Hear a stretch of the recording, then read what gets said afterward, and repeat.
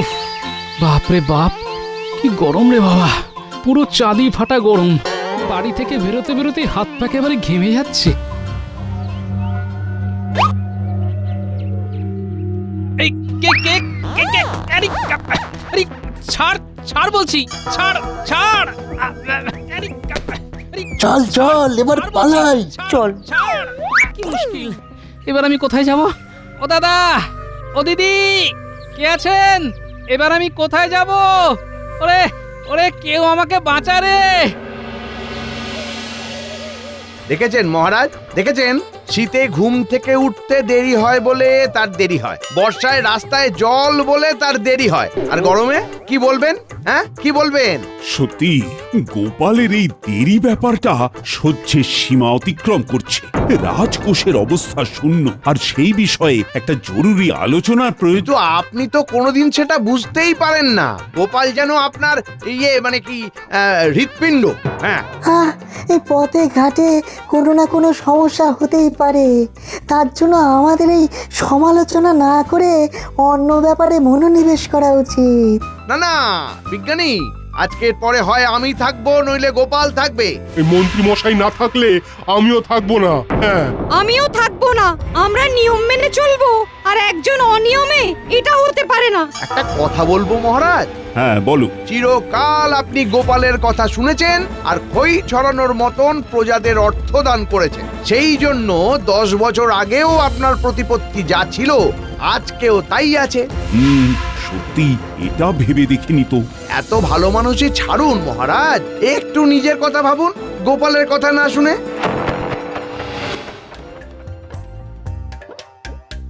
ভাগ্যিস আমি তোমার গলা চিনি। ধন্যবাদ ভোলা, ধন্যবাদ। এক্ষুনি রাজসভায় যেতে হবে। প্রণাম মহারাজ। না না না, আর প্রণাম করতে হবে না, এখান থেকে বেরিয়ে যাও।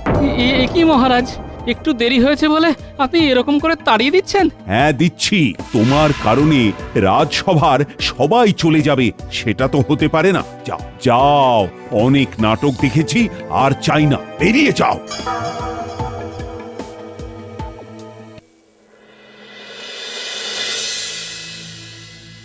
আমার তো সামান্য দেরি হয়েছিল, তার জন্য একেবারে তাড়িয়ে দিলেন মহারাজ। ওহো, আর না কি কানা কেঁদো না তো। রাস্তায় তো শত্রু ভরিয়ে রেখেছো, নইলে এরকম কেউ দিনে দুপুরে চাদর চাপা দিয়ে বেঁধে রাখে? ওসব বাদ দাও, এখন আমি কি করব? আমাদের সংসার কি করে চলবে? শোনো, রাজসভার চাকরি যখন চলে গেছে তখন ওটা নিয়ে চিন্তা ভাবনা করে লাভ নেই, বুঝেছো? ঠিকই বলেছো। তুমি কালকে সকাল থেকে রাজ্যের চাষি ভাইদের সঙ্গে কথা বলো, চাষাবাদে মন দাও গো। বেশ। আমার সত্যি খারাপ লাগছে এটা বলতে যে গোপাল দাদা, তোমাকে আর এই দুঃখের কথা বলতে হবে না। আমরা সবাই গিন্নিমার কাছে শুনেছি এ নিশ্চয়ই ষড়যন্ত্র। কিন্তু এখন আমরা বিপদের মধ্যে দিয়ে কাটাচ্ছি। কাঠফাটা রোদ, বর্ষা আসার সময় হয়ে গেল, এতটুকু জলের চিহ্ন নেই। আমরাই কি করে সংসার চালাবো বুঝতে পারছি না।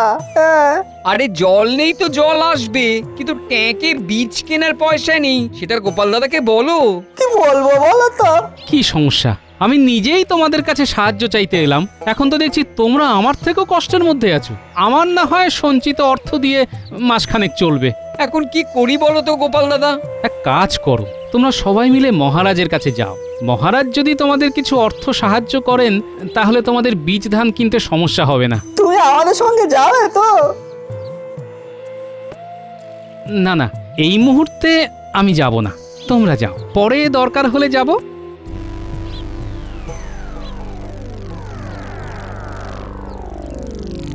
সবই তো শুনলেন মহারাজ, আপনি দয়ালু মানুষ। আপনি যদি আমাদের অন্তত বীজ ধান কেনার মতন কিছু অর্থ সাহায্য করেন। হ্যাঁ, সবই বুঝতে পারছি। আমি একটু ভেবে তোমাদের জানাচ্ছি। তোমরা কিছুক্ষণ রাজসভার বাইরে অপেক্ষা করো। আচ্ছা মহারাজ।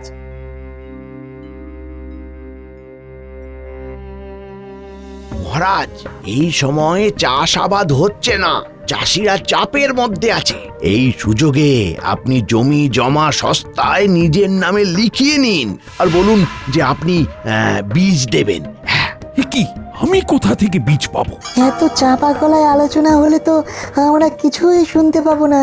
এটা তোমাদের শোনার বিষয় না, এটা আমার আর মহারাজের ব্যক্তিগত বিষয়। কেমন?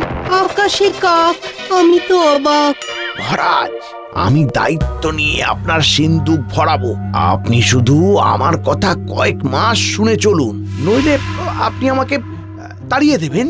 বেশ, আচ্ছা রাজসভাসদগণ, তোমরা সবাই এখন বাড়ি যাও। যখন দরকার হবে তোমাদের ডেকে নেব।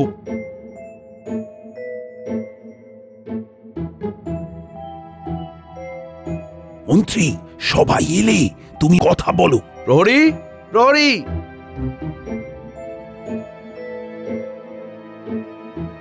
আগে বলুন। বাইরে যে চাষি ভাইরা দাঁড়িয়ে অপেক্ষা করছেন তাদের আসতে বলো। আচ্ছা। আচ্ছা, শোনো শোনো, সবাই শোনো, তোমাদের তো বীজ কেনা নিয়ে সমস্যা নাকি? হ্যাঁ মন্ত্রী মশাই, বর্ষার সময় হয়ে গেল কিন্তু বৃষ্টির নামগন্ধ নেই। বৃষ্টি না হয় একদিন আসবে, কিন্তু ট্যাকের অবস্থা তো ঠনঠনে। কি করবো বলুন তো? কিভাবে বীজ ধান কিনবো বলুন তো? হ্যাঁ, তোমার স্পর্ধা তো কম নয় গোপাল। তোমাকে রাজসভা থেকে বহিষ্কার করার পরেও তুমি আবার এসেছো। আমি তো সভাসদ হিসেবে আসিনি মহারাজ, আমি এসেছি একজন চাষি হিসেবে। বীজ ধান কেনার জন্য সাহায্য চাইতে এসেছি মহারাজ। ঠিক আছে, ঠিক আছে, মহারাজ চাষ করার বীজ ধান কেনার জন্য পয়সাও দেবে, কিন্তু তার বদলে তোমাদের জমি মহারাজকে বন্ধক দিতে হবে। ঠিক আছে, কি আর করা যাবে? খেয়ে তো বাঁচতে পারবো। না না, আমিও সব পারবো না। তোমরাও এই ফাঁদে কেউ পা দিও না। কি বললে গোপাল? ফাঁদ? বেরিয়ে যাও, বেরিয়ে যাও এক্ষুনি। শোনো শোনো, তোমাদের কাছে কোনো উপায় নেই। হয় অর্থের বিনিময়ে তোমাদের জমি মহারাজের কাছে বন্ধক রাখো, নইলে বাড়ি যাও। ঠিক আছে, এই শর্ত মেনে নিলাম। কালকে তাহলে জমি জমার কাগজপত্র নিয়ে চলে আসিস। হ্যাঁ, নিয়ে আসবো। দাদু, শুনলাম তোমার রাজসভার চাকরির ছুটি হয়ে গেছে। হ্যাঁ রে ন্যাপলা, এখন তোদের রোজ গল্প বলতে পারবো। হ্যাঁ, দাদুর কাছে এখন অফুরন্ত সময়। জানো দাদু, আজকে পাঠশালা থেকে ফেরার সময় দেখলাম একজন বাঁশিওয়ালা বাঁশি বিক্রি করছে।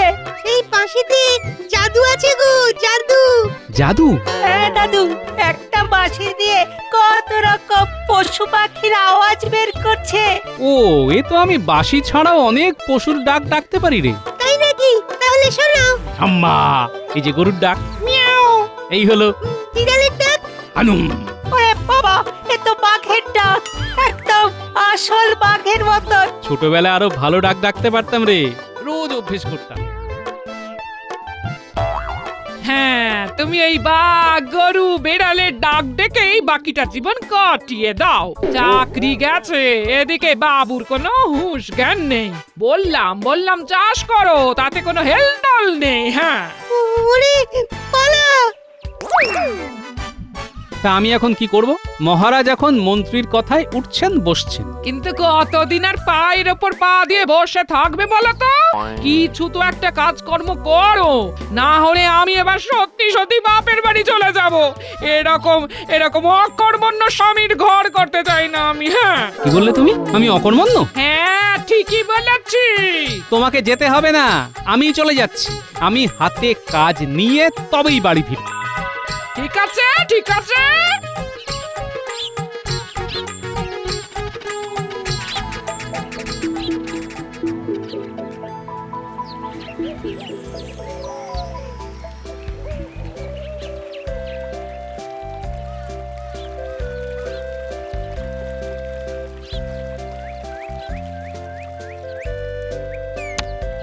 কি গো মাঝি ভাই, তুমি পাড়ে নৌকো বেঁধে ফেলছো যে, আর নৌকো টানবে না?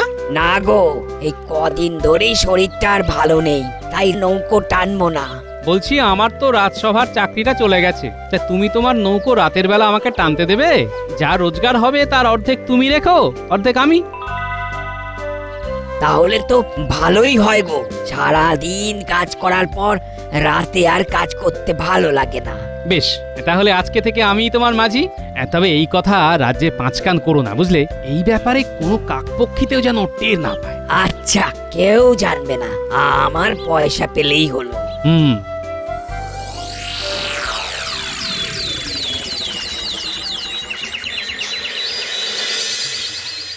যারা যারা তাদের জমি বন্ধক দিচ্ছ তারা তারা এই কাগজে স্বাক্ষর করো। আমরা তো স্বাক্ষর করতে জানি না। তাহলে আঙুলের টিপ ছাপ দাও। স্বাক্ষরের বালাই তো মিটে গেল মহারাজ। এবার আমাদের অর্থ সাহায্য দিন। শোনো, অর্থ সাহায্য তোমাদের তো করবই, কিন্তু এখন হাতে পয়সার টান আছে, তাই এখন কোনো অর্থ পাবে না।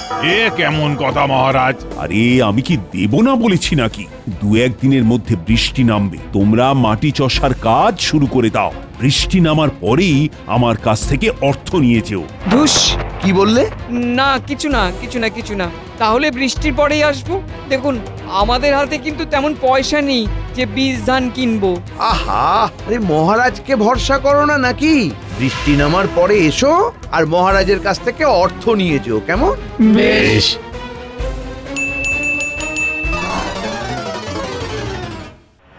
গোপাল দাদা ঠিকই বলেছিল কালকে। স্বাক্ষর করে জমি জমার কাগজ দিয়ে ফাঁকা হাতে চলে এলাম। কি যে হবে আমাদের কে জানে, এখন ওপরালাই ভরসা। চলো একবার গিয়ে বরং কথাটা গোপাল দাদাকে জানিয়ে আসি। হ্যাঁ, তাই চলো তাই চলো। দেখো, আমি জানতাম এরকম কোন একটা চাল চালবে। এখন মহারাজ মন্ত্রীর কথা শুনছেন, সিন্দুক ভরার জন্যে প্রজাদের কথা আর ভাবছেন না। এখন তাহলে আমরা কি করব গোপাল দাদা? আমাকে একটু সময় দাও, আমি যদি কোনোভাবে তোমাদের সাহায্য করতে পারি তো নিশ্চয়ই করব। এখন তোমরা এসো, আমি একটু বাজারে যাব, বুঝলে? আচ্ছা, আচ্ছা, গোপাল দাদা।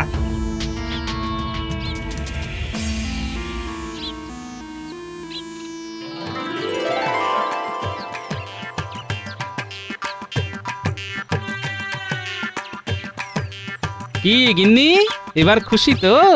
আমাকে অকর্মণ্য বলছিলে। আরে দূর, আমি কথার কথা বলেছি গো। এ বলেছি নাকি? ঠিক আছে, শোনো, আমি কি কাজ করি সেটা কিন্তু পাঁচকান করো না, নইলে এখানেও ওই কুটিল মন্ত্রী কিছু একটা কারসাজি করে দেবে। না না না না, কাক পক্ষীতেও জানতে পারবে না। তুমি তোমার কাজ চাদর মুড়ি দিয়ে করো। হ্যাঁ, রাতে তো ঘুমাইনি, এখন ঘুমাই, বুঝলে? রান্না হলে ডেকে দিও।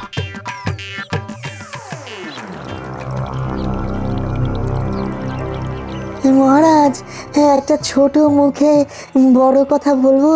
হ্যাঁ বলো। রাস্তায় আস্তে আস্তে এই কানা ঘুষও শুনতে পেলাম আপনি চাষিদের কাছ থেকে জমি জায়গা লিখিয়ে নিয়েছেন, কিন্তু তার বদলে একটা কানা করিও দেননি। ওটা তুমি ধান শুনতে কান শুনেছ, আর রাজকোষ খালি, সেটা তোমরা জানো না নাকি? মাফ করবেন মহারাজ, আমার মনে হয় প্রতিশ্রুতি দিলে সেটা রাখা উচিত। ঠিক আছে ঠিক আছে, তোমরাই তাহলে বলো কিভাবে রাজকোষ ভরবো। আমার মনে হয় বাণিজ্য করলে সম্ভব। হ্যাঁ, সেটা সুদূর প্রসারী চিন্তা, কিন্তু তাড়াতাড়ি তো আর অর্থ ভরানো যাবে না। একটু ভাবতে হবে। মহারাজ, আপনি এদের কথায় পাত্তা দেবেন না, আমার কথা শুনুন। আমি আপনার সিন্দুক ভরিয়ে দেব। কিভাবে? এটা আমি গোপনে বলতে চাই। এই তোমরা সবাই একটু বাইরে গিয়ে অপেক্ষা করো তো।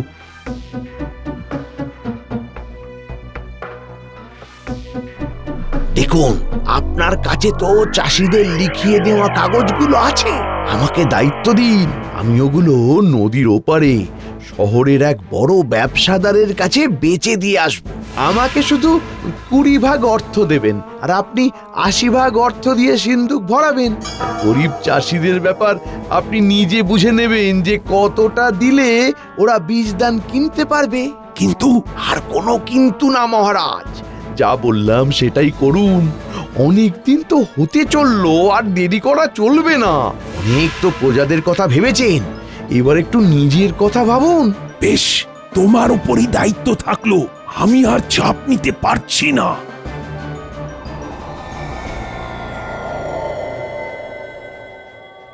শোন বটা ঘটা, মহারাজকে আমি একেবারে হাতে করে নিয়েছি। গোপালকে রাজসভা থেকে তাড়িয়ে দিয়েছি, এবার আমি কৃষ্ণনগরের হাল ধরবো। হ্যাঁ, আমরা এখন কি করব? তোরা নদীর ওপারে শহরের ব্যবসায়ী জ্যোতিকান্তর কাছে চলে যা, গিয়ে এই কাগজপত্রগুলো ওনাকে দে। তার বদলে উনি অনেক অর্থ দেবেন, প্রায় 5,000 মোহর। হ্যাঁ, তোরা ওগুলো সব নিয়ে আসবি, খুব সাবধানে কিন্তু। তাহলে তো রাতেই যেতে হবে। হ্যাঁ, আজকে রাতেই চলে যা।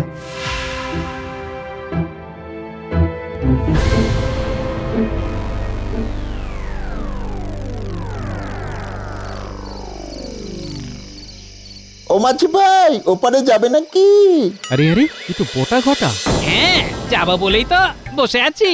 আমরা একটু ওই শহরের দিকে যাব। তুমি ওপারে গিয়ে পাড়েই একটু আমাদের জন্য অপেক্ষা করতে পারবে তো? পারবো। অমন ভূতের মতো চাদর মুড়ি দিয়ে কেন মাঝি ভাই? ঠান্ডা লেগেছে। ওসব বাদ দে তো বটা, একটা জিনিস বুঝতে পারছিস তো, এবার আমাদের আর কোনো চিন্তা নেই। সব জমির কাগজ শহরে বেচে আমরা বড় লোক হয়ে যাব। আর কদিন পরে ভাবছি শহরেই পাকা বাড়িতে থাকবো। সবই আমাদের মন্ত্রী মশাইয়ের কল্যাণে। জমির কাগজ মানে? তাহলে কি চাষিরা যে জমি মহারাজের কাছে বন্ধক দিয়েছে সেই কাগজ? সর্বনাশ, আমাকে এক্ষুনি কিছু একটা করতে হবে। আরে মাঝি ভাই, প্রকৃতির ডাক।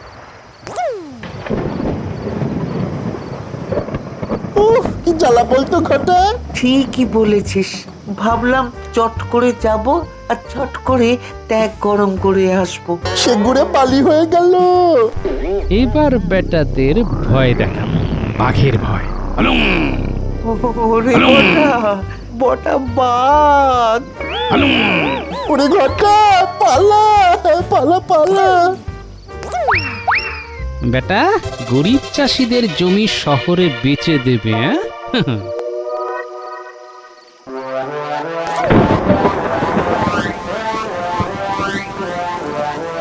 ওরে আমাকে বাঁচা রে, এবার তো মনে হচ্ছে বৃষ্টিতে ভিজে মরে যাব।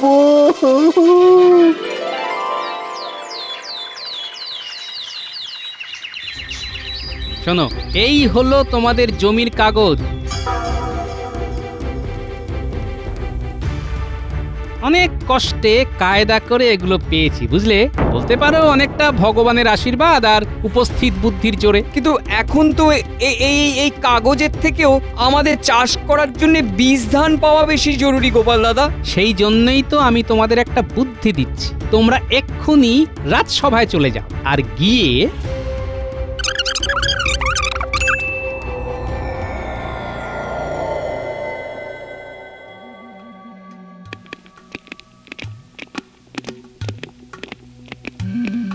মহারাজ, বর্ষা নেমে গেছে, আপনার কথা মতো এবার আমাদের বীজ ধান কেনার অর্থ দিন। দাঁড়াও, মন্ত্রী আসুক, দেখছি। তোমরা তোমাদের প্রাপ্য টাকা পয়সা অর্থ সব পাবে।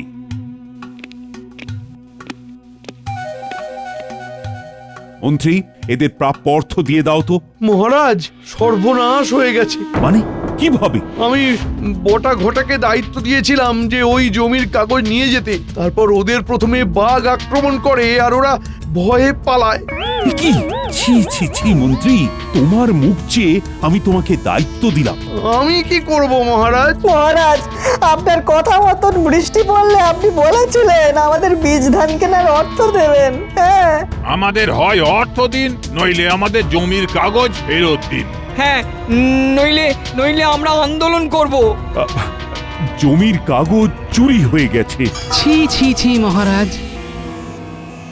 আপনি একজন দায়িত্ববান রাজা, আপনার হাত থেকে কি করে জমির কাগজ চুরি হয়? দায়িত্ব তো মন্ত্রীকে দিয়েছিলাম। ও বলেছিল শহরে এক বড় ব্যবসায়ীর কাছে তোমাদের জমি বেচলে অনেক অর্থ দেবে। আমি ওর কথায় না না, আমরা শুনতে চাই না। আমাদের জমির কাগজ ফেরত চাই। কি জ্বালা, সবাই পালাও। আপনি কোথায় পালাচ্ছেন? আপনার কথা শুনে মহারাজ আমাকে রাজসভা থেকে তাড়িয়েছে। চাষিদের এত বড় সর্বনাশ করেছে। চাষি ভাইরা, রাজ সম্পত্তির ক্ষতি না করে তোমাদের মনের রাগ মন্ত্রীর উপর দেখাও, কিন্তু কেউ ওনাকে মারবে না। ঠিক বলেছো।